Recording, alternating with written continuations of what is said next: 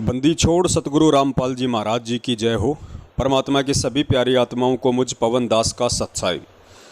पुण्यात्माओं, ये छोटी सी एक कॉल रिकॉर्डिंग है सतलोक आश्रम मैनेजमेंट हरियाणा के पुरुषोत्तम दास की, जो कि कुरुक्षेत्र से है। और आप सभी को पता है कि वर्तमान में जगह जगह इन्होंने परम पूज्य सतगुरु रामपाल जी महाराज जी की आड़ में अपने धार्मिक धंधे के विस्तार के लिए जगह जगह इन्होंने फर्जी आश्रम बनाने शुरू कर दिए हैं। तो आज 14 अगस्त 2021 की लेटेस्ट कॉल रिकॉर्डिंग है मुझ पवन दास की पुरुषोत्तम सैनी के साथ। आप जी इसको ध्यान से सुनिए।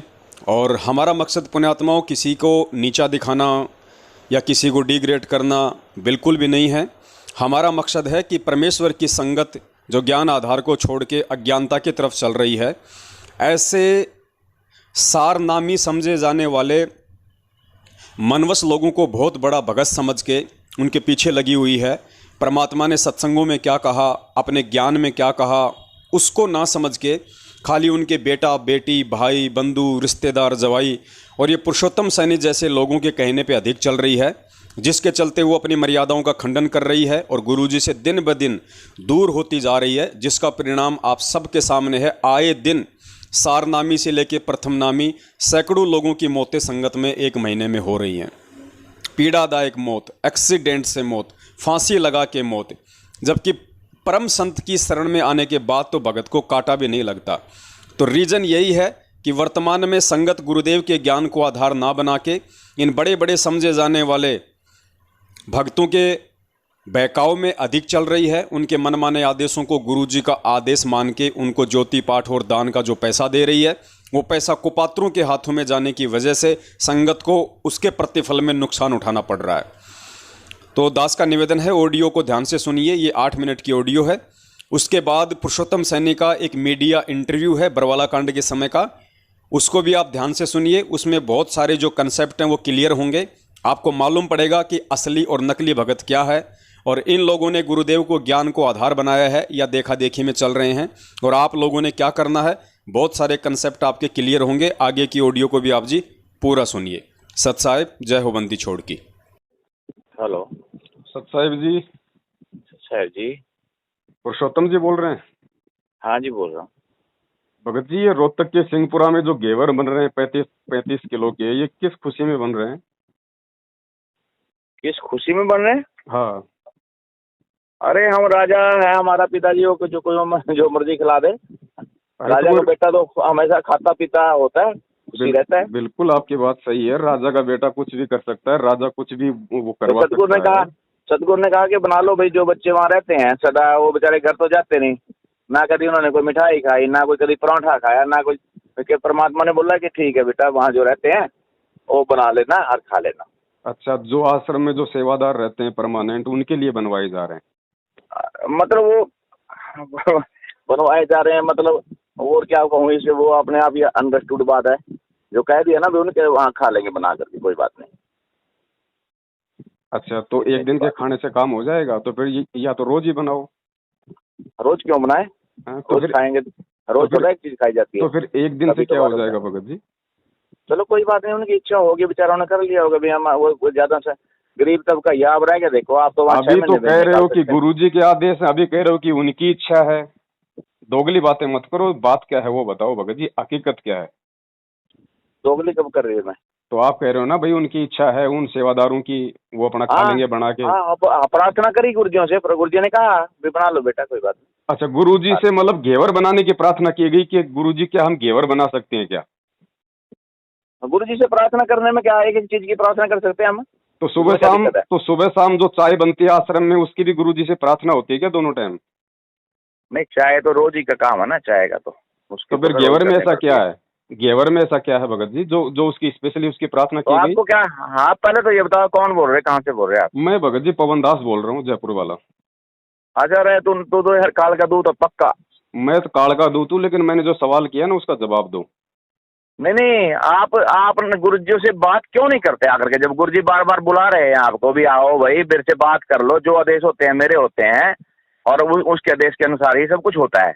आप लोगों की बात इतना कुछ आप लिख रहे हो, कहाँ जाओगे भगत जी? ये पहले परमात्मा लिखा भी ऐसे ऐसे काल के दूत पैदा हो जाएंगे, और आप उसका श्रेय क्यों ले रहे हो काल के दूत का? गुरुजी ने आप आगे गुरुजी 2008 से बात में कर लो। गुरुजी ने 2008 में कहा था कि संगत में 2 काल के दूत पैदा हो चुके हैं। वो कौन थे भगत जी? वो आप ही होंगे, क्या पता, एक संजोग है, आप होंगे। अरे मैंने तो नाम ही 2013 में लिया है, गुरुजी ने तो 8 में बताया कि 8 में पैदा हो चुके हैं। तो वो कौन थे 2 काल के दूत? उसकी प्रार्थना क्यों नहीं लगाते आप लोग गुरुजी से? तो आप आकर के बात कर लो ना एक बार गुरुजी से। आपको गुरुजी शर्म आ रही है क्या है भगत जी? आप लोगों को शर्म आती है क्या ये सवाल करने में? आपने पहले भी मेरी एक वीडियो डाल रखी है, मैं तो ये भी डालूंगा, मैं तो ये भी डालूंगा आपकी। क्या होगा, क्या होगा उससे? और वो संगत, यही तो परीक्षा है, यही तो परीक्षा है जो तुम तोड़ने संगत में को लगे हो। लूटपाट करके वो आश्रम क्यों बना रहे हो भैया? वो फर्जी आश्रम वो क्यों बना रहे हो? क्यों ये संगत का पैसा बर्बाद कर रहे हो? क्यों? गुरुजी ने क्या कहा था? गुरुजी ने क्या कहा था कि बच्चों आने वाले समय में जितने भी नकली संतों के आश्रम है हमारे काम आएंगे। तुम क्यों ये पैसा बर्बाद कर रहे हो संगत का? अरे वो क्या तुम्हें गुरुजी के वचन पे विश्वास नहीं है? तो आपको क्या दर्द हो रहा है अगर आश्रम बन रहे हैं तो? दर्द नहीं हो रहा, संगत की तुम मर्यादा तोड़वा रहे हो। तुम लोग संगत की जो मर्यादा तोड़वा रहे हो ना, उससे हमारे को दर्द होता है। तुमने कोई एक पैसा दान किया नहीं, दर्द क्यों हो रहा है तुम्हारा? ये तुमने तो खाया है ना। जो दान कर रहे हैं तो उनके दान को क्यों बर्बाद कर रहे हो? जो दान कर रहे हैं, पकड़ी गई थी ना, तुम्हारे को भी नाम दान कर दिया था संजय को, तेरे को, फिर वहाँ चोरी पकड़ी गई, तुम चोरी पकड़ी गई। मैं गुरुजी के सुने पुरुषोत्तम भाई सुन, मैं गुरुजी के चरणों की सौगंध खाता हूँ, मेरे सर में कीड़े पड़े अगर मैंने 1 रुपए की चोरी की हो तो तू भी गुरुजी के चरणों की सौगंध खा के बोल, अगर मैंने 1 रुपए की अगर वहां मैंने चोरी की है तो बोल। सुनो, मैं गुरुजी के चरणों की सौगंध खाता हूँ कि हम जो भी करते हैं गुरुजी के आदेश से करते हैं, और हमने कोई मैनेजमेंट का इसमें कोई वो नहीं है। अगर सतगुरु को ही आप बोलते हो, बार बार बकवास करते हो, गुरुजी को अंदर करा दिया, अगर हम ही अंदर करा देंगे परमात्मा क्या हुआ फिर? वो तेरे को इतनी भी अक्ल नहीं? अच्छा, मतलब तुम लोग गुरुजी को अंदर नहीं करवा सकते? अरे जब गुरुजी को अंदर करा दिया वो परमात्मा कहाँ हुए फिर? तो परमात्मा कहाँ मान रहे हो उनको? तो फिर गुरुजी को अंदर किसने करवाया? गुरुजी को अंदर किसने करवाया? वो लीला किया करते हैं, तेरे को पहले भी मैंने बता रखा। लीला नहीं, तुम लीला मत बोलो। फिर तुम क्यों चिल्लाते हो? फिर तुम वीडियो बना बना के क्यों चिल्लाते हो कि हरियाणा सरकार का षड्यंत्र है, हरियाणा सरकार ने गुरुजी को अंदर कराया? वो तेरे जैसा ही कोई होगा? तेरे जैसा नहीं, तेरे भाई ये स्टेट कोऑर्डिनेटर, तुम्हारे कोऑर्डिनेटर, तुम्हारी सोशल मीडिया टीम, क्यों चिल्लाते हो तुम लोग? फिर मुख्यमंत्री खट्टर को, अनिल राव को क्यों दोष देते हो? सुनो, अब दोगली बातें मत करो भगत जी, सिंगल बातें करो। और मैंने जो बात की है ना, मेरे को उसका जवाब दो, वरना मैं सवाल करने लग गया तो 7 जन्म में जवाब नहीं दे पाओगे। ये राजनीति के आदेश किसने दिए? ये घटिया राजनीति के आदेश किसने दिए? सारे काम अगर तुम गुरुजी के अनुसार करते हो तो ये घटिया और गंदी राजनीति के आदेश किसने दिए? अरे सुनेगा भी सही, कबीर परमात्मा जब आए थे तो उनको कितनी कसनियां दी गई थी? ये तो अभी तो कुछ भी नहीं है, थोड़ा क्या कितनी कसनियां दी थी? वो आप जैसे लोगों ने जो गुरु को मानुष मानते थे उन लोगों ने दी थी वो कसनियां, जैसे तुम लोगों ने गुरु को मानुष मानते हुए 2014 का बरवाला कांड करवाया। अरे क्यों बकवास कर रहे हैं? क्यों इतना? मीडिया के सामने क्या बोल रहा था वहां पे? आप वहां पे मीडिया के सामने टीवी चैनल पे क्या बोल रहे थे? मैं संत रामपाल जी महाराज जी का भाई हूँ। झूठे इंसान, सार नाम लेके झूठ बोलता है, शर्म नहीं आई तेरे को? अरे मैंने नहीं बोला, वो कह रहे थे कि तू रामपाल जी का भाई है क्या? मैंने कहा नहीं, भाई तो नहीं हूँ मैं। आपने मतलब यस करने की जरूरत? अरे झूठ मत बोल भाई, वो वीडियो मेरे पास में है कि मैंने नहीं कहा। और जब आप पकड़े गए, जब आप बरवाला कांड में पकड़े गए तो झूठ क्यों बोला कि मैं तो सरकार संत रामपाल जी का समझौता कराने आया था? अरे नहीं, वो कह रहे थे कि तुमने इतना बड़ा बवंडर बना दिया। मैं कहा नहीं, हम सरकार को मिले, हमने तो प्रयास किया, डीसी से मीटिंग हुई 2 बार। मैं तो कहा उसमें क्या नहीं गए थे हम डीसी के पास। और सरकार का जो प्रतिनिधिमंडल आया था आश्रम में, बवंडर तो सरकार ने कराया, हमने क्या बवंडर कराया था? तो उस समय बोलते नहीं बातें। हमने बहुत प्रयास किया, अभी हम कुछ गलत नहीं है यहाँ पर। तुम तलाशी ले लो आश्रम की, कुछ भी करो आप। ये परमात्मा लीला किया करते हैं, तो क्यों पागल हो रहा है? बातें नहीं चलेंगी। और वो तेरा बड़ा भाई महेंद्र बोगड़ा क्यों बोल रहा था कि संत रामपाल जी को, महाराज जी को मैंने हॉस्पिटल में भेज दिया, यहाँ पे है ही नहीं? दर्द हो रहा है जब परमात्मा की लीला चल रही है तो परमात्मा से बात क्यों नहीं करता आकर के? तेरा बड़ा भाई महेंद्र बोगड़ा झूठ क्यों बोल रहा था वहाँ पे पूरी दुनिया के सामने कि संत रामपाल जी आश्रम में नहीं है? जवाब दे भाई, तू मेरी बात का जवाब दे। कहते तू बात क्यों नहीं करता गुरु जी से आकर के? मेरे को बात करने की जरूरत नहीं। मेरे को परमेश्वर बोल के चले गए कि बेटा राष्ट्रीय समाज सेवा समिति मेरी नहीं है। बस गुरुजी का एक वचन ही मेरे लिए पर्याप्त है। परमात्मा ने कह रखा सोशल सिद्धर मैं करूं अपने जन के काज, तो नहीं कह रखा क्या? तो जब परमात्मा सोशल सिद्ध कर रहा है, अगर परमात्मा सुनो, जब परमात्मा लीला कर रहा है, जब तुम्हें जैसों की ठीक है, ठीक है, जब परमात्मा लीला कर रहा है, जब ये बरवाला कांड परमात्मा ने करवाया, आज जेल में परमात्मा बैठा है, वो लीला कर रहा है। कुछ दिनों में उन्हीं का झंडा शिखर में जाएगा, तू देखता रहा। महापुरुष 20 जगह काम लग रहा है, 20 जगह है भाई। ये बरवाला कांड अगर लीला है परमात्मा की, 4 इंटे तो 4 इंटे लगा के दिखाना है, यहाँ तो 20 जगह काम लग रहा है। अरे धीरे बोल, वरना फिर तेरे को टेबलेट खानी पड़ेगी बीपी की, तुरंत धीरे। मेरे को कोई टेबलेट नहीं खानी पड़ती, तेरे को खानी पड़ेगी, हम तो सतगुरु के शिष्य हैं भाई। तू हिमाचल में गया था, तू एक बार हिमाचल की तरफ गया था पुस्तक सेवा करने, वहां पे एक वीडियो में कह रहा था कि ये तो लीला है गुरुजी की बरवाला कांड। बिल्कुल तो लीला है, तो नालायक को लीला करने दो ना गुरुजी को, जबरदस्ती क्यों टांग फंसा रहे हो? क्यों इतने वकील कर रहे हैं, क्यों संगत का पैसा खा रहे हो, क्यों वकील कर रहे हैं? गुरुजी को लीला करने दो, जब लीला कर लेंगे तो अपने आप आ जाएंगे। जबरदस्ती बाहर क्यों निकाल रहे हो? तुम अपने जैसा खुद होता है स्वयं, हुआ दूसरे को वैसा ही मानता है। अरे है ना, कम से कम गुरुजी, कम से कम सारे ऐसे ही होंगे। गुरुजी को कम से कम जेल में तो ढंग से रह लेने दो। जेल में भी तुम दुखी कर रहे हो, लीला नहीं करने दे रहे। जेल में नहीं होते, वो परमात्मा लीला करे करते हैं। वो सतलोक में एक पावन का एक नीचे है, वो तो सब जगह हर घट में बैठे हैं। वो ये लीला तुम्हारी चल रही है, परमात्मा की नहीं चल रही। ये तुम लोगों की लीला चल रही है। तुम जैसे जो पाखंडी जो आश्रम में जो इकट्ठे हो गए थे ना, तो है पाखंडी, तो लहदा पंथ चलाने की सोच रहा है। संगत को लूट के जो ये फर्जी आश्रम बना रहे हो अपने धार्मिक धंधे के लिए, संगत के एक एक पैसे का हिसाब लेगा परमात्मा। कभी दिया दान है? एक पैसा दान दिया कभी? तुम जैसे कुपात्रों को मैं, तुम जैसे कुपात्रों को मैं चवन्नी नहीं दूं? अरे घटिया, हमारे को नहीं देनी, सतगुरु को देते हैं वो। चुप। अरे तो सतगुरु को दूंगा, हमारे को क्या देना? सतगुरु को दूंगा। तुम जैसे काला एजेंटों को क्यों दूं मैं आज, जो सरेआम दान का दुरुपयोग कर रहे हैं? आनंदपाल सिंह की सीबीआई जांच करवाई, तुम्हारा बाप लगता था क्या वो गुंडा?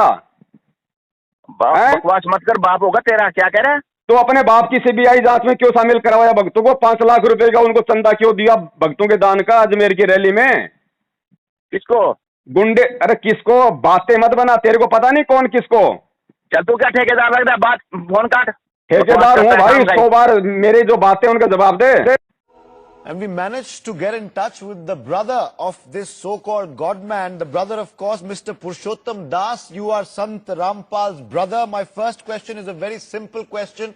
Why is Mr. Rampal, or Sant Rampal as his followers call it, not surrendering? What seems to be the problem? सत्साई पुण्यात्माओं, परमपिता परमेश्वर जी की एक वाणी है कि वाणी ही से पहचानिए कुटिल नीत की घात, अंदर की करनी की निकले मुख से बात। दूसरी वाणी है साधु शब्दा परखिए, दुख पड़े घरनार, सूर वीर जद जानिए, जब रण बाजे तलवार। यहाँ पे ये जो मीडिया कर्मी है जो पुरुषोत्तम का इंटरव्यू ले रहा है सन 2014 बरवाला कांड के समय, और ये कह रहा है कि हमारे साथ में संत रामपाल जी महाराज जी का भाई पुरुषोत्तम दास है। उसके बावजूद भी ये पुरुषोत्तम दास उसे ये नहीं कह रहा कि जी आपको कोई गलतफहमी है, मैं संत रामपाल जी महाराज जी का भाई नहीं हूँ, मैं तो उनका शिष्य हूँ। लेकिन ये सब कुछ सुनने के बाद भी इसने मीडिया कर्मी को नहीं टोका, क्योंकि एक जो सच्चा भगत होगा वो केवल सही तरीके से इंटरव्यू देगा, सही तरीके से बात को सामने रखेगा। लेकिन इसने नहीं कहा।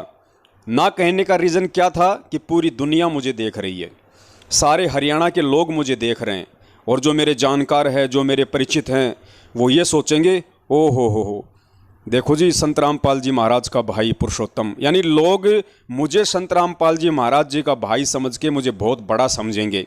ये इसकी आंतरिक मान बढ़ाई और इसके अहंकार का प्रतीक है कि सारनामी होने के बाद भी सामने वाला यदि गलती से उसे अपने गुरुदेव का भाई कह के संबोधित कर रहा है तो इसकी जिम्मेदारी बनती थी कि सबसे पहले उसको टोके कि जी आपकी जो जानकारी है वो सही नहीं है, मैं संत रामपाल जी महाराज का भाई नहीं बल्कि मैं उनका एक शिष्य हूं, मैं उनका दास हूं।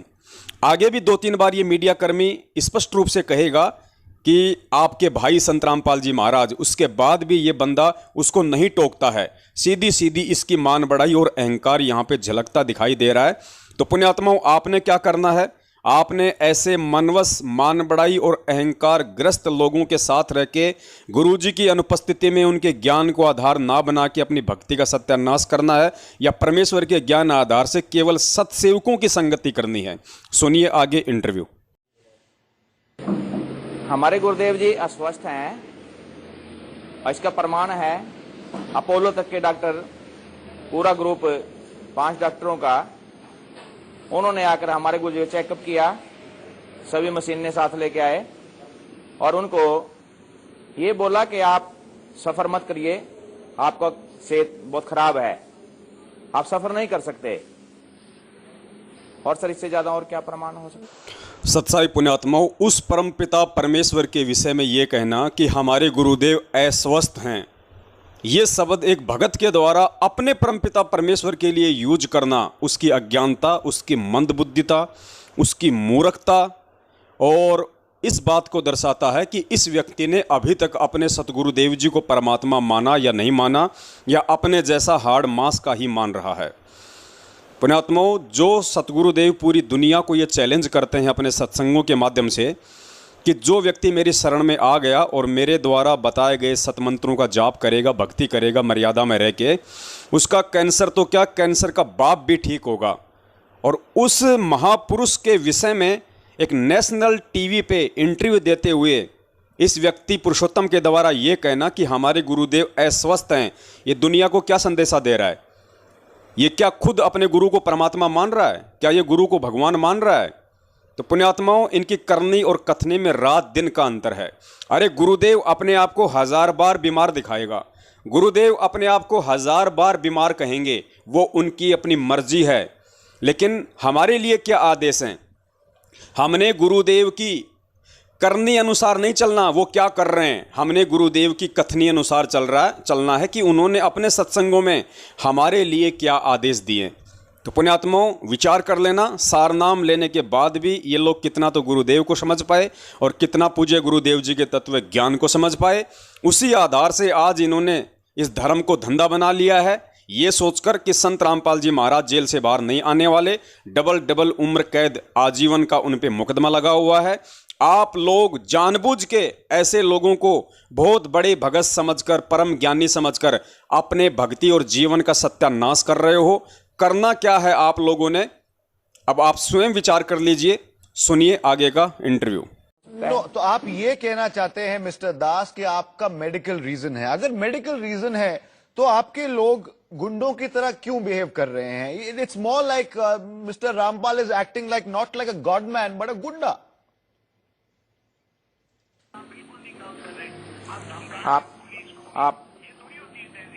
आप ये गलत यूज कर रहे हो शब्द गुंडों की तरह। वहां पे कोई बीड़ी तक नहीं पीता, कोई शराब मांस मट्टी खाने वाला नहीं है।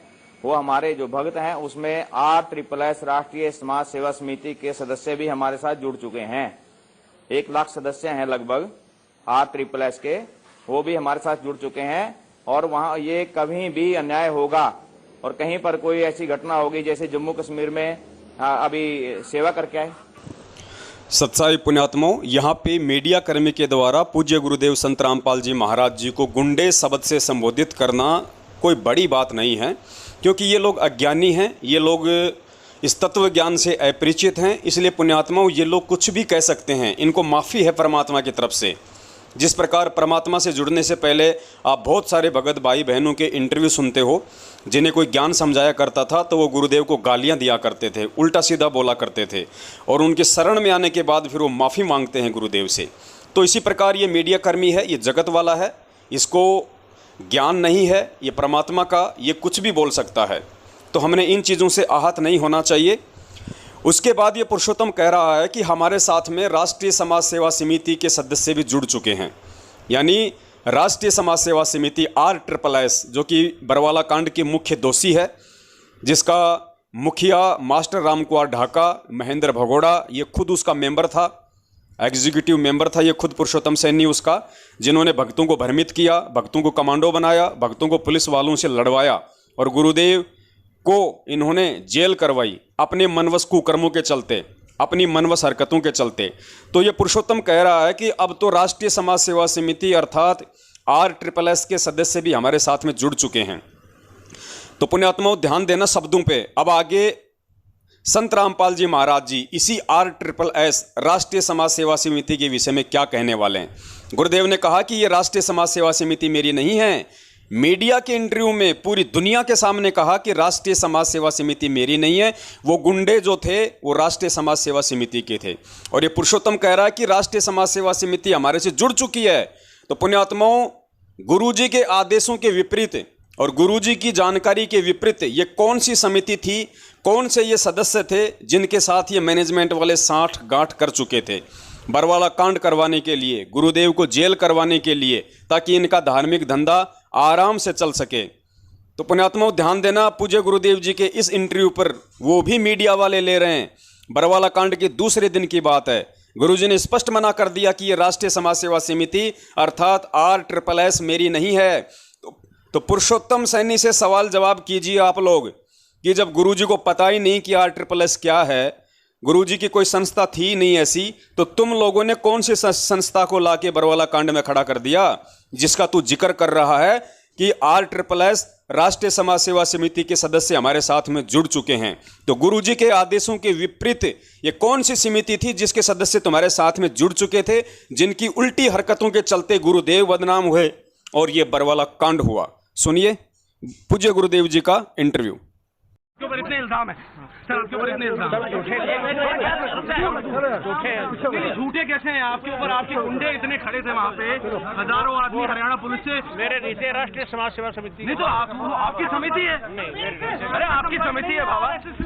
आप अगर आप ये कह रहे हैं कि आप बेकसूर हैं या संत रामपाल बेकसूर हैं, तो इफ यू आर इनोसेंट आप कोर्ट में जाके क्यों नहीं लड़ते? Why don't you fight it in court instead of holding people for ransom in Hisar?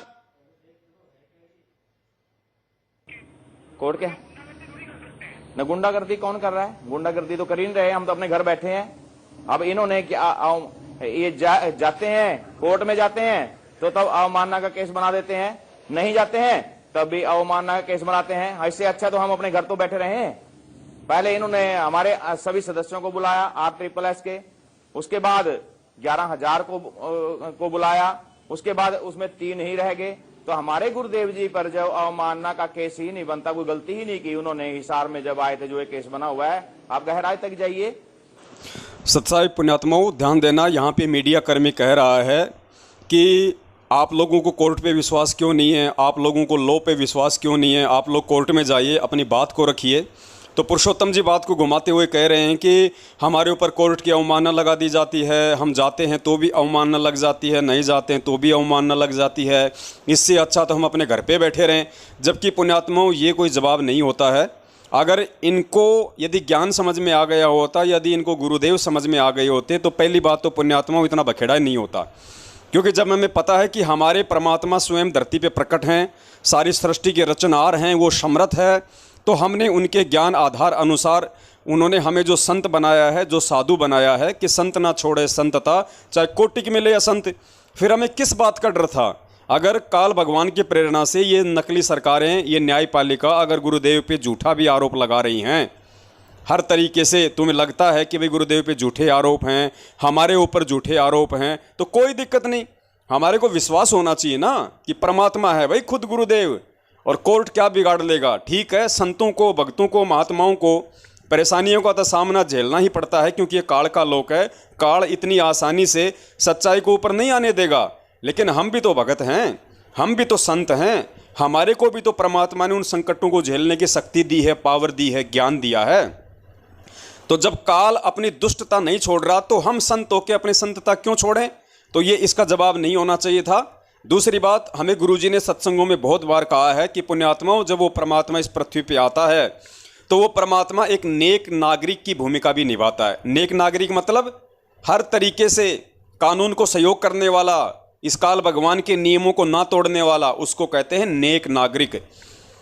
तो यदि कोर्ट ने जबरन हमारे ऊपर मुकदमे लगा रखे हैं, झूठे मुकदमे लगा रखे, तो हमारे को डर किस बात का था? साधु संतों को तो परेशान ही किया जाता भाई। हमने ज्ञान आधार से उनका जवाब देना था। कोर्ट में बुलाते तो हम कोर्ट में जाते, चाहे हमारे ऊपर अवमानना का केस लगाएं चाहे ना लगाएं, तारीखों पे बुलाएं तो हमें तारीखों पे जाना चाहिए। जबकि तुम लोगों ने 42 बार कोर्ट की अवमानना करवाई जबरदस्ती। इन सतलोक आश्रम मैनेजमेंट हरियाणा वालों ने 42 बार कोर्ट के आदेशों का मजाक उड़ाया। क्यों? गुरुजी का झूठा मेडिकल सर्टिफिकेट दे के। हर बार ये गुरुजी का एक नया सर्टिफिकेट पेश कर देते। तारीख जब आती थी, तारीख आती थी, कोर्ट का सम्मन आता था कि संत रामपाल जी महाराज जी को कोर्ट में पेश किया जाए, तो पुण्यात्माओं ये सतलोक आश्रम मैनेजमेंट हरियाणा वाले गुरुजी का झूठा बीमारी का सर्टिफिकेट बना के, मेडिकल बना के कोर्ट में पेश करवा देते थे वकीलों के माध्यम से कि संत रामपाल जी महाराज जी बीमार हैं, अस्वस्थ हैं। अब बताओ पुण्यात्माओं, ये ड्रामा कौन करेगा? क्या पूज्य गुरुजी ये ड्रामा करने के लिए कहेंगे या ये ड्रामा करेंगे? खुद वो परमात्मा ये ड्रामा करने के लिए इनको बोलेगा?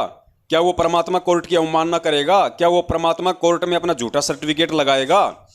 तो ये सारा का सारा जो ड्रामा है पुण्यात्माओं, गुरुदेव को अपने जैसा मानुष समझने के चलते हुआ था कि अगर संत रामपाल जी महाराज जी को जेल होगी तो हमारा तो धार्मिक धंधा ही बंद हो जाएगा, फिर हमें कैसे खाने को मिलेगा, कैसे पीने को मिलेगा, हम तो नंगे हो जाएंगे बिल्कुल। आज कम से कम अगर जब तक आश्रम में गुरुजी हैं तब तक दान धर्म आ रहा है, हमारी मौज मस्ती, हमारी अय्याशियां चल रही हैं। तो इनको डर था इस बात का, इन्होंने गुरुजी को एटीएम मशीन समझ रखा था, बैंक बैलेंस समझ रखा था। जबकि सुनिए पुण्यात्माओं, पूज्य गुरुदेव जी का ये सत्संग जिसमें गुरुजी स्वयं कह रहे हैं कि वो परमात्मा जब पृथ्वी पे आता है तो एक नेक नागरिक की भूमिका निभाता है, आदर्श नागरिक की भूमिका निभाता है। जब हमारे गुरुजी स्वयं एक आदर्श नागरिक की भूमिका निभा रहे हैं अपने गुण अनुसार, जैसा कि उस परमात्मा के गुण हैं, तो फिर पुण्यात्माओं बरवाला कांड के समय ये अभद्रता किन लोगों ने की? ये राष्ट्रीय समाज सेवा समिति नाम का संगठन किसने खड़ा किया? भक्तों को काले कपड़े पहना के कमांडो किसने बनाए? पुलिस के साथ में भक्तों को किससे लड़वाया? उनके हाथों में हथियार, डंडे, पत्थर, पेट्रोल बम किसने पकड़वाए? और वहां पे पुलिस और भक्तों की झड़प में जो 6 मौतें हुई उसका जिम्मेदार वहां गुरुजी को ठहरा दिया गया, जिनका पूज्य गुरुदेव जी से कोई लेना देना भी नहीं था। तो पुण्यात्माओं इन सब बातों पे विचार करो, और समय नहीं है, आने वाला समय भयंकर विनाशकारी है, तड़प तड़प के मरोगे। परमात्मा हाथ नहीं उठाएगा, ध्यान रखना। परमेश्वर ने यदि एक बार आपके सिर से अपना पंजा उठा लिया, फिर दुनिया में कहीं कोई बचाव नहीं है आपका। अभी भी सुधर जाओ, समय है। परमेश्वर से अपने मनमानियों, जो भी आपने मनमानियां की हैं, जो भी आपने उल्टे आदेश इन लोगों के माने हैं, जो भी आपने कुक्रम किए हैं, कुपात्रों को ज्योति पाठ दान का पैसा दिया है, परमात्मा को दंडवत करके क्षमा याचना करो और परमेश्वर के ज्ञान आधार से चलना शुरू करो। अब समय नहीं है आगे, ये अंतिम चेतावनी समझ लेना परमात्मा की तरफ से। आगे समय नहीं है कि परमात्मा तुम्हारी रक्षा करेगा, तुम कोई विशेष नहीं हो परमात्मा के लिए। जो कुक्रम करेगा, इतना ज्ञान देने के बाद भी ज्ञान को आधार नहीं बनाएगा, गुरु वचन से हटके चलेगा, ऐसे व्यक्तियों की परमात्मा भी रक्षा नहीं करेगा। तो पुण्यात्माओं सुनो पूज्य गुरुदेव जी का ये सत्संग, जिसमें परमात्मा कह रहे हैं कि जब वो परमात्मा पृथ्वी पे आता है तो एक नेक नागरिक की भूमिका निभाता है। जब परमात्मा नेक नागरिक की भूमिका निभा रहे हैं 8 सितंबर 1951 से, तो फिर बरवाला कांड में ये कुकर्मियों की भूमिका किसने निभाई? प्रशासन के साथ में बदतमीजी किसने की? ज्यादती किसने की? कोर्ट की अवमानना किसने की? गुरुजी को कोर्ट पे किसने नहीं जाने दिया? और सुनना फिर उसके बाद में गुरुजी का एक और इंटरव्यू मीडिया के सामने दिया गुरुदेव ने बरवाला कांड के बाद, जिसमें गुरुजी स्पष्ट रूप से कह रहे हैं कि मुझे आश्रम में रोक के रखा हुआ था। पुण्यात्माओं, अगर आपको अपने गुरुदेव के वचन पे विश्वास है कि मेरा परमात्मा दोगला नहीं है, वो झूठ नहीं बोलेगा, तो पुण्यात्माओं इस मैनेजमेंट का साथ छोड़ देना, ये काल का एजेंट है। और अगर आपको इतना भी विश्वास नहीं है कि मेरे गुरुदेव जी दोगली बातें कर सकते हैं या नहीं कर सकते, फिर तो बात ही क्या है।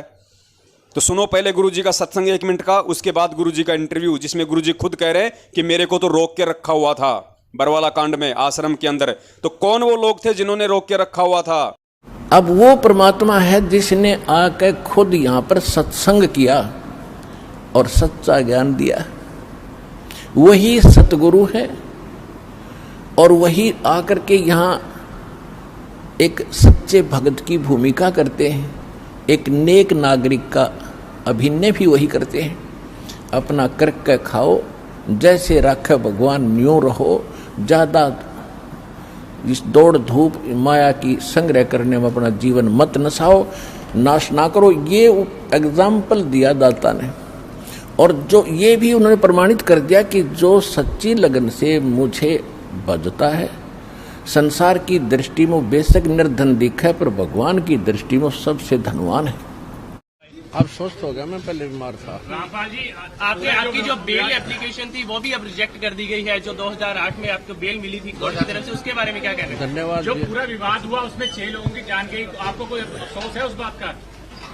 बहुत अफसोस है जी। नहीं, जो आपने अपने अनुयायियों को जिम्मेदार ढाल कौन है बनाया इस चीज़ का? और आप पीछे छुपे रहे, मैंने किसी को नहीं, वो आप सही मानते हैं? मैंने नहीं बनाया किसी को, वो अपने आप ही बन रहे थे, मुझे भी रोक रखा था।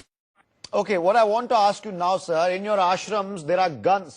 What godman needs guns in his ashram? अगर आप संत हैं, अगर आपके भाई संत हैं, तो आपको बंदूक की क्या जरूरत? नहीं, हमारे तो जो भक्त हैं आसपास के, हमारे जो भक्त लोग हैं दो आसपास के, उन्हीं के लाइसेंसी हथियार जो हैं वो कभी ले भी आते हैं, कभी नहीं भी ले आते हैं। वो तो राइट है।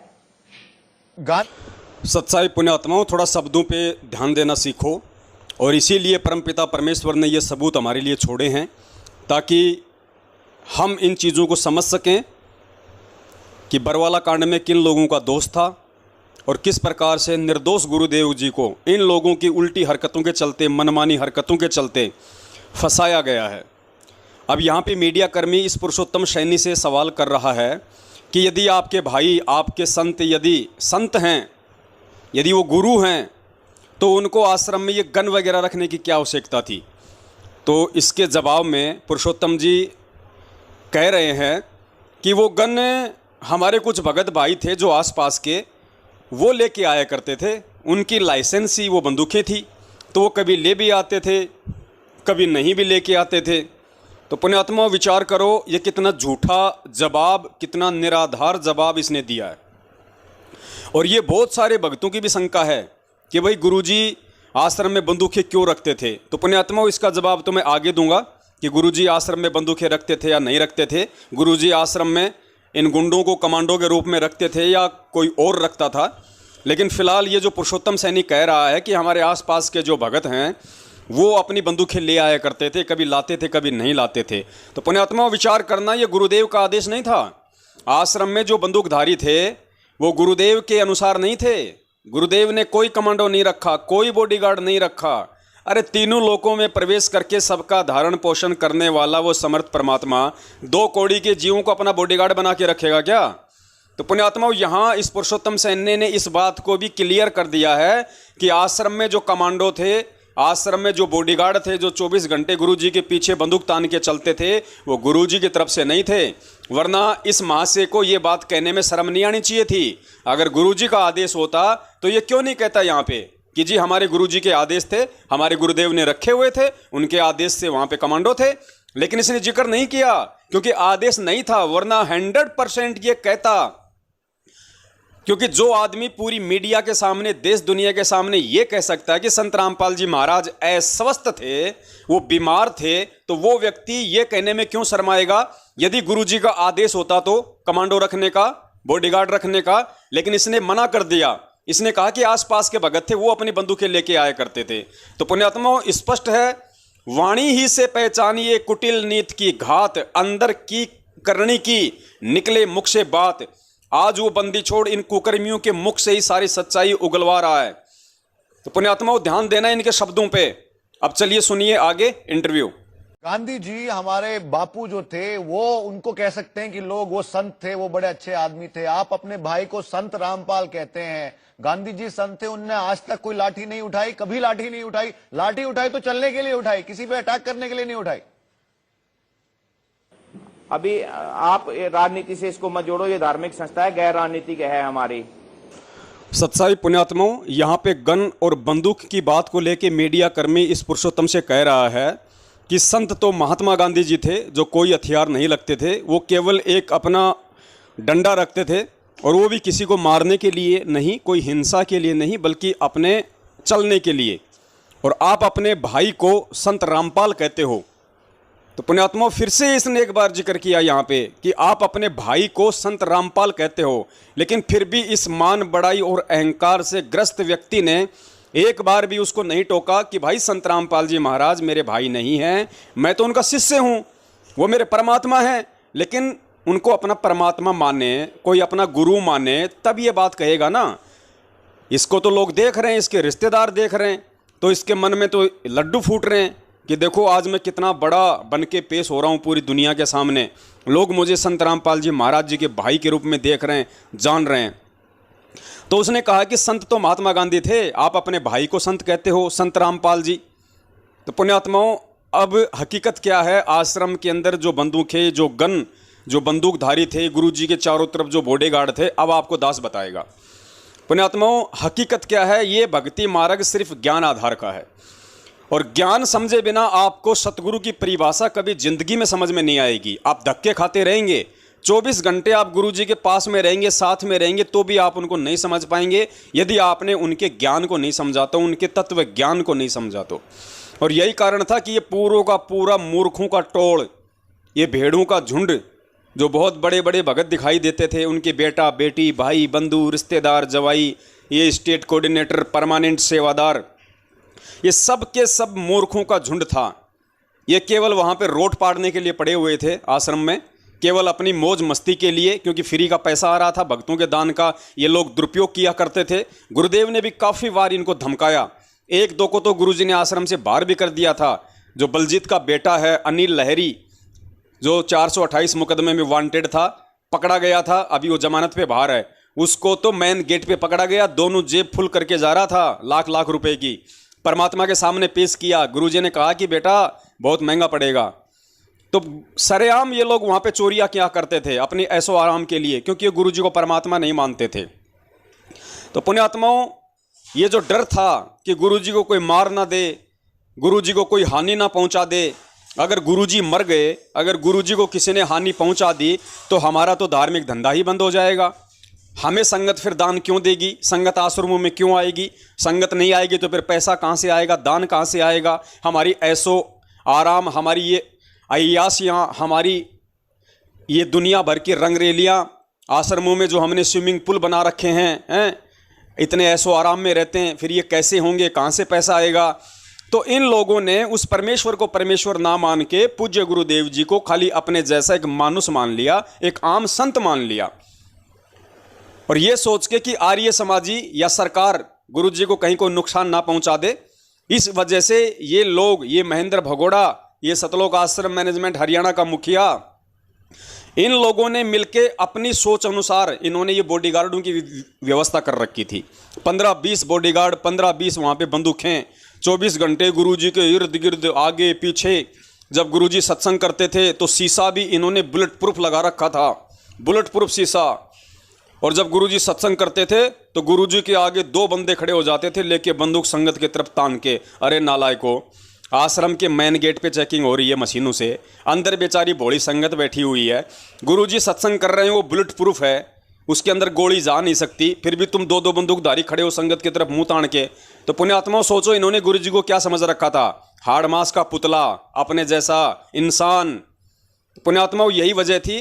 और परमात्मा का वचन है काल भगवान के साथ में, काल भगवान ने कहा था कि परमात्मा आप जाओ संसार में, जीवों को ज्ञान दो, मोक्ष करो, लेकिन परमात्मा एक चीज़ आप ध्यान रखना, मैं आपसे वो वरदान मांगता हूं कि परमात्मा आप ज़बरदस्ती किसी के साथ मत करना, आप केवल अपना ज्ञान देना, ज्ञान देके आप अपनी पहचान करवाना कि आप कौन हो। और जो आपके ज्ञान देने के बाद भी आपको परमात्मा ना माने, आपको ना पहचाने, उसके साथ ज़बरदस्ती मत करना, वो मेरे काल के जाल में रहना चाहिए। तो परमेश्वर ने कहा कि भाई ठीक है, ऐसे मंदबुद्धि को ले जाके मैं वहाँ पे क्या करूँगा? सतलोक में मंदबुद्धि थे तभी तो इनको नीचे पटका मैंने, तो ऐसों को तो तेरे जाल में रहना ही ठीक है। तो पुण्यात्माओं, ये वो लोग हैं जो गुरुजी को कभी परमात्मा मान ही नहीं पाए, गुरुजी को कभी बंदी छोड़ मान ही नहीं पाए, संत रामपाल जी को कभी ये सतगुरु मान ही नहीं पाए, क्योंकि सतगुरु की इन्होंने कभी परिभाषा समझी ही नहीं कि ना सतगुरु जननी जने जाके माना बाप, पिंड ब्रह्मांड से रहित है जहाँ ना तीनों ताप। अगर सतगुरु भी मान लेते ये गुरु जी को तो भी इनके समझ में आ जाता कि सतगुरु कभी माँ बाप से पैदा नहीं होता, वो जन्म नहीं लेता, लीला कुछ भी करता है, वो तेज पुंज का होता है, सौद स्वरूपी होता है, उसको ना कोई गोली मार सकती है, ना उसको कोई पत्थर मार सकता है, ना उसको कोई इंसान मार सकता है, ना कोई जानवर हानि पहुंचा सकता है। लेकिन इन्होंने मानुष मान रखा था, इस वजह से इन्होंने अपने धार्मिक धंधे को कायम रखने के लिए महेंद्र भगोड़े के आदेश से इन्होंने आश्रम में सारी हथियारों की व्यवस्था की हुई थी। लेकिन पुण्यात्माओं, अब परमेश्वर की आत्माएं परमेश्वर को समझने लगी हैं और आने वाले समय में उनको परमेश्वर ही माना जाएगा, परमेश्वर ही समझा जाएगा। और जब एक भगत ज्ञान समझ के उनको परमेश्वर मान लेगा, समझ लेगा, फिर देखना पुण्यात्माओं, सतयुग वाला माहौल, हैंड टू हैंड लाभ होंगे, हैंड टू हैंड। कहते हैं ना कि हथेली में जो है सरसों नहीं उग सकती, अब उगेगी, अब उगेगी हथेली पे सरसों जब आप अपने गुरु को परमात्मा मान लेंगे, बंदी छोड़ मान लेंगे। फिर वो बंदी छोड़ वाले काम करेगा, फिर वो परमात्मा वाले काम करेगा जो सतयुग में हुआ करते थे, जो पहले की आत्माओं के साथ हुआ करते थे, जिन महापुरुषों का जिक्र परमात्मा करता है। तो ये सारा का सारा जो माजरा था ये इन्होंने अपनी मनमुखी सोच से किया हुआ था। वरना पुण्यात्माओं विचार करो, ये 2 कौड़ी के जीव जो गुरु जी के बॉडीगार्ड बन के 20-30 वहाँ पे बंदूकें लेके गुरु जी की रक्षा करते थे, किनसे? इनको किनसे खतरा था? इनकी सोच अनुसार केवल आर्य समाजी और सरकार। आज वो परमात्मा उन्हीं आर्य समाजियों और उसी सरकार की गोद में बैठे हैं। हिसार जेल में बाल तो उखाड़ के दिखा दे। अरे वही हिसार प्रशासन में कौन है? जो पुलिस वाले हैं, अधिकारी है, वो कौन है? सारे के सारी आर्य समाजी है। तो वही आर्य समाजी और वही प्रशासन आज गुरुजी उन्हीं की गोद में बैठे हैं हिसार जेल में। कोई बाढ़ तो उखाड़ के दिखा दे। क्या कोशिश नहीं की होगी? परमेश्वर को जान से मारने की कोशिश की होगी इन लोगों की तरह, जैसे इन लोगों ने आश्रम में की थी कांड के समय, वैसे ही हरियाणा प्रशासन ने भी खूब कोशिश की होगी जान से मारने की, आर्य समाजियों के दबाव में आके, वोट बैंक में, राजनेताओं के दबाव में आके। लेकिन वो बंदी छोड़ है, बाढ़ बाका नहीं कर पाएंगे। तो ये था पुण्यात्माओं सारा का सारा काम। अरे जो भगवान के बॉडीगार्ड बने फिरते थे, आज वो खुद अपनी बॉडी की सुरक्षा करते फिर रहे हैं, खुद वो भगोड़े बन के फिर रहे हैं। सोचिए क्या औकात थी इनकी, क्या औकात थी इन लोगों की जो गुरुजी के बॉडीगार्ड बने फिर रहे थे, आज वो खुद भगोड़े बन के घूम रहे हैं। तो पुण्यात्माओं ये नतीजा है अज्ञानता का, ये नतीजा है गुरु को मानुष समझने का, ये नतीजा है परमात्मा को परमात्मा ना मानने का। और आज भी ये लोग उसी गलती पे हैं। 8 सितंबर को 2019 में इन्होंने उसी परमात्मा का, उसी अविनाशी सतगुरु का, उसी प्रकट परमात्मा का जन्मदिन मनवाया, संगत से मनवाया, लाखों की संगत के इन्होंने वो क्रम फोड़े। आज भी 2020 में 2021 में ये लोग यही गलतियां करने जा रहे हैं। तो पुण्यात्माओं समझना आप लोगों को है कि आपने क्या करना है। ये तो काल के एजेंट हैं, ये तो अपने काल, जो इनका बाप है काल भगवान, ये तो उसका ये फरमान बजाने के लिए आए हुए हैं धरती पे उसके एजेंट बन के। लेकिन तुम क्यों ज़बरदस्ती इन एजेंटों के एजेंट बन रहे हो? तुम सतगुरु के एजेंट बनो, सतगुरु के ज्ञान को आधार बनाओ, तब बात बनेगी, इनके पीछे चलने से नहीं।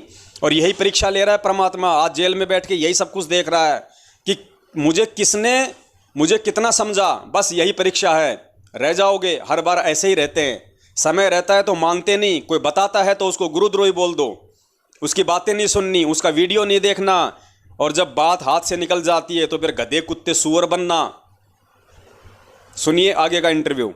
दास, मिस्टर दास, आप गुरुदेव कह रहे हैं इस आदमी को जो कि वांटेड है लॉ में। गुरुदेव रविंद्रनाथ टैगोर को कहा जाता था, this is not how saints behave. मैं शर्म की बात तो इनकी जजों की भी है। ये ऐसा अन्याय कर रहे हैं, अपना ईगो बना लिया इन्होंने। शर्म की बात तो इनके लिए है। अभी आपको और भी कुछ दिखाना था, हमारे पास रिटर्न में है, अभी ऑर्डर किया था। सच्चाई पुण्यात्माओं, आगे मीडिया वाले ने कहा कि भाई मिस्टर दास, आप एक ऐसे व्यक्ति को अपना गुरु कह रहे हैं जो वांटेड है। अरे गुरु तो रविंद्रनाथ टैगोर को कहा जाता है। इट्स ए सेम्ड बिहेव यानी ये आप लोगों के लिए शर्म की बात है कि आप एक ऐसे व्यक्ति को यानी संत रामपाल जी महाराज जी को अपना गुरु कह रहे हैं। तो पुण्यात्माओं, इस मूर्ख व्यक्ति ने, जिसके पीछे संगत भी मूर्ख हो रही है, बहुत बड़ा भगत समझ के, सारनामी समझ के अपना जीवन बर्बाद कर रही है, इस मूर्ख व्यक्ति ने पूरी दुनिया के सामने इस नेशनल टीवी चैनल पे क्या जवाब दिया, एक बार दोबारा सुन लेना पीछे जाके। जब उसने कहा ना कि ये तो एक शर्म की बात है आप लोगों के लिए कि आप एक ऐसे वांटेड व्यक्ति को अपना गुरु कह रहे हैं, तो जवाब में ये मंदबुद्धि व्यक्ति क्या कह रहा है पता है? कि शर्म की बात तो इन जजों के लिए भी है, शर्म की बात तो जजों के लिए भी है जो हमारी नहीं सुन रहे, हमारे ऊपर इस तरीके से जो दोषारोपण कर रहे हैं। तो शर्म की बात तो इन लोगों के लिए भी है।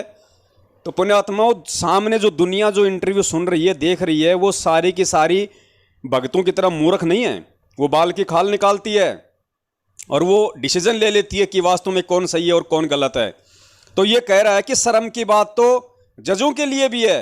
इसका ये कहना कि शर्म की बात तो जजों के लिए भी, अर्थात इसने उस बात को अपने शर्म में शामिल कर लिया जो मीडिया वाला कह रहा है कि आप ऐसे व्यक्ति को अपना गुरु कह रहे हैं जो वांटेड है, यह आपके लिए शर्म की बात है। सेम्ड और ये कह रहा है कि शर्म की बात तो फिर जजों के लिए भी है। अर्थात इसने स्वीकार कर लिया कि संत रामपाल जी महाराज जी को मेरे द्वारा अपना गुरु मानना मेरे लिए शर्म की बात है, मैं स्वीकार करता हूं इस बात को।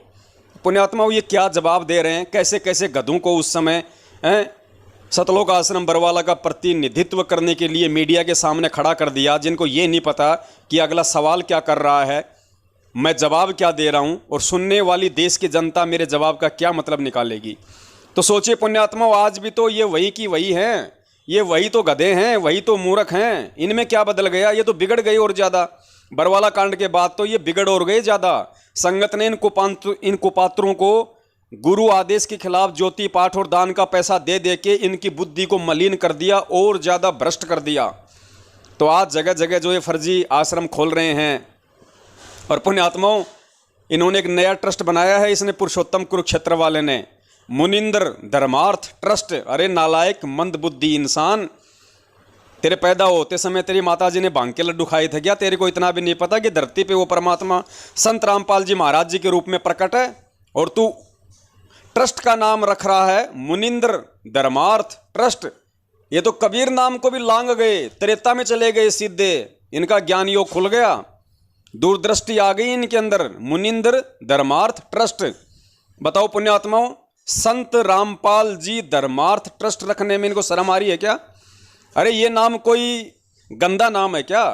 ये नाम सही नहीं है क्या? संत रामपाल जी या सतगुरु रामपाल जी या परमेश्वर रामपाल जी धर्मार्थ ट्रस्ट, ये नाम रखने में तो इनको शर्म आ रही है, क्योंकि लोग कहेंगे अरे तू रामपाल ना भगवान मानना है, अरे रामपाल को तू परमात्मा मान रहा है, नालायक। तो इनको शर्म आती है, इनको अपने रिश्तेदारों के आगे, इनको अपने गांव वालों के आगे, इनको दुनिया वालों के आगे तो संत रामपाल जी का नाम नहीं लिख रहे, मुनिंदर धर्मार्थ ट्रस्ट। अब कोई सोचेगा होगा मुनिंदर को इसका कोई दादा परदादा, तो ये इनका ज्ञान है पुण्यात्माओं। अरे कल को अगर उस ट्रस्ट के कागजात के लिए अगर गवर्नमेंट को कोई जरूरत पड़ गई तो नालायक, अगर संत रामपाल जी धर्मार्थ ट्रस्ट रखता तो संत रामपाल जी महाराज के सारे डॉक्यूमेंट्स मिल जाते, तेरे को मार्कशीट भी मिल जाती, पैन कार्ड भी मिल जाता, राशन कार्ड भी मिल जाता, लाइसेंस भी मिल जाता है। अब बताओ मुनिंदर का कहाँ से तू राशन कार्ड लाएगा, मुनिंदर जी का कहाँ से तू लाइसेंस लाएगा, कहाँ से उनकी 10वीं की सर्टिफिकेट लाएगा? रे इतना तो दिमाग लगा लेते मंदबुद्धियों। लेकिन पुण्यात्माओं इन्होंने दिमाग लगाना नहीं है, क्योंकि दिमाग तो इनका काल भगवान ने हर लिया है, इनको तो अपना धार्मिक धंधे से मतलब है। और ये संगत को भी विचार करना चाहिए, इतनी मूर्खता भी ठीक नहीं है। काल भगवान सिंह घुसेड़ेगा आने वाले समय में, कोई बचाव नहीं करेगा। आज तुम अपने आप में शाने बन रहे हो, इनको पात्रों को दान धर्म ज्योति पाठ का पैसा देके, इनको कुक्रम करने के लिए जो तुम प्रेरित कर रहे हो अपने दान से, परमात्मा भी सहायता नहीं करेगा। अरे धरती पे परमात्मा आश्रम बन रहा संत रामपाल जी महाराज जी के लिए, आश्रम बन रहा यदि संत रामपाल जी महाराज जी के आदेश से, इनके अनुसार। आदेश तो महेंद्र भगोड़े का है, इनका अपना मनमुखी आचरण है, लेकिन संगत को विचार करना चाहिए और संगत को इनसे सवाल करना चाहिए कि भैया जब तुम ये आश्रम गुरुजी के आदेश से खोल रहे हो, हमें कहते हो कि हमारे को गुरुजी ने आदेश दिया है आश्रम बनाओ, गुरुजी के नाम से तुम हमारे से आश्रम के नाम पे पैसा ले रहे हो, तो भाई तुम्हारे को गुरुजी का नाम रखने में दिक्कत क्या आ रही है? अरे इस ट्रस्ट का नाम संत रामपाल जी महाराज धर्मार्थ ट्रस्ट रखने में दिक्कत क्या आ रही है? तुम्हारे को शर्म किस बात की आ रही है? या तुम संत रामपाल जी महाराज जी को कुछ मानते नहीं हो? तो पुण्यात्माओं ये वही बात है, वो दुनिया वाली। परमात्मा कहते हैं भैया पत्थर पूजे हरी मिले तो मैं पूजूं पहाड़, ये तो वही वाली कहानी हो गई। ये लोग ये कबीर को भगवान मान लेंगे, ये मुनिंदर को भगवान मान लेंगे, लेकिन संत रामपाल जी महाराज जी को भगवान नहीं मानेंगे। ये तुम संगत वालों को मूर्ख बनाया जा रहा है, तुम्हारे को भेड़ बकरी समझ के और गुरु आदेशों की आड़ में तुम्हारे को लूटा जा रहा है।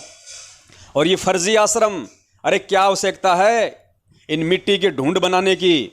आने वाले समय में पूरी दुनिया परमात्मा की होगी। और गुरुदेव ने क्या कहा था सत्संगों में? बच्चों विश्वास रखना, बहुत जल्दी ये ज्ञान पूरे विश्व में जाएगा। और आने वाले समय में ये नकली संतों के जितने भी जो बड़े बड़े आश्रम हैं, ये सब हमारे काम आएंगे। तो पुण्यात्माओं जब गुरुदेव ने कह दिया कि नकली संतों के आश्रम हमारे काम आएंगे, तो क्यों संगत का पैसा बर्बाद किया जा रहा है? क्यों संगत का पैसा बर्बाद किया जा रहा है? इनको विश्वास नहीं है कि संत रामपाल जी महाराज जेल से बाहर आएंगे। और नालायकों, संगत वालों, क्या तुमको भी विश्वास नहीं है कि संत रामपाल जी महाराज जेल से बाहर आएंगे या नहीं आएंगे? तुम क्यों इनको ये फर्जी आश्रम बनाने के लिए, इनके धार्मिक धंधे को बढ़ावा देने के लिए, तुम क्यों इन कुपात्रों को ज्योति पाठ और दान का पैसा देके उस परमात्मा के दोषी बन रहे हो? आने वाला समय बहुत भयंकर विनाशकारी है, बार बार चेताया जा रहा है, समझ लेना। बाद में परमात्मा रक्षा नहीं करेगा। परमात्मा निर्मोही है, जो इसके विधान को तोड़ेगा ना उसकी परमात्मा रक्षा नहीं करता। खुद परमेश्वर ने अपनी वाणी में कहा है कि अनंत कोटि बाजी जहां हम रचे सकल ब्रह्मांड, और गरीब दास मैं क्या करूं यो काल करे जीव खंड। तो काल ने इन एजेंटों के माध्यम से जीवों को, यानी तुम संगत वालों को खंडित कर दिया है, राजनीति करवा के, आरक्षणबाजी करवा के, कुपात्रों को ज्योति पाठ और दान का पैसा दिलवा के, ये फर्जी आश्रम बनवा के। अब आने वाले समय में वो समर्थ परमात्मा भी अपनी असमर्थता जाहिर कर देगा तुम्हारी अज्ञानता और मूर्खता के आगे। तो भाई हमारा काम तो केवल तुम लोगों को सही राह दिखाना है, तुम लोगों को सही तरीके से संदेश देना है। इन्हीं की करने से, इन्हीं की जुबानी से तुम लोगों को समझाना है कि देखो इन बड़े बड़े महापुरुष समझे जाने वाले सारनामियों के क्या विचार हैं। ये कितना गुरुदेव को समझ पाए, कितना गुरुदेव के ज्ञान को समझ पाए। और तुम क्यों व्यर्थ में मूर्ख बन रहे हो? क्यों अपनी भक्ति और अपने सांसारिक माया धन का सत्यानाश कर रहे हो? तुम क्यों परमात्मा के दोषी बन रहे हो? आने वाले समय में जब तुम्हारे ऊपर संकट आएंगे तो परमात्मा आड़े हाथ नहीं लगाएगा। आज वर्तमान में देख लो, जीते जाते ये जो कोरोना आया था, हजारों भगत मरे तुम्हारी आंखों के सामने, सारनामी हजारों। परमात्मा ने रक्षा करनी होती तो इनकी नहीं कर देता क्या? लेकिन नहीं की उसने। क्यों नहीं की?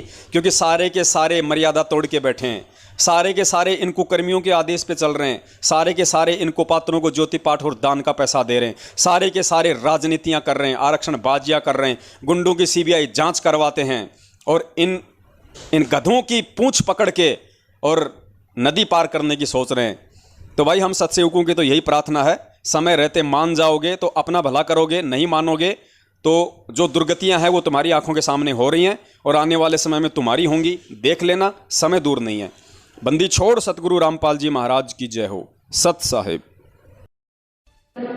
मस्तक लाग रही मारे गुरु की दूर, मस्तक मारे गुरु चरणा की दूर, जब ये धूल चढ़ी मस्तक पे, जब ये धूल धूल हो गई दूर, मारे गुरु चरणा की दूर, इड़ा पिंगला जा, इड़ा पिंगला जा।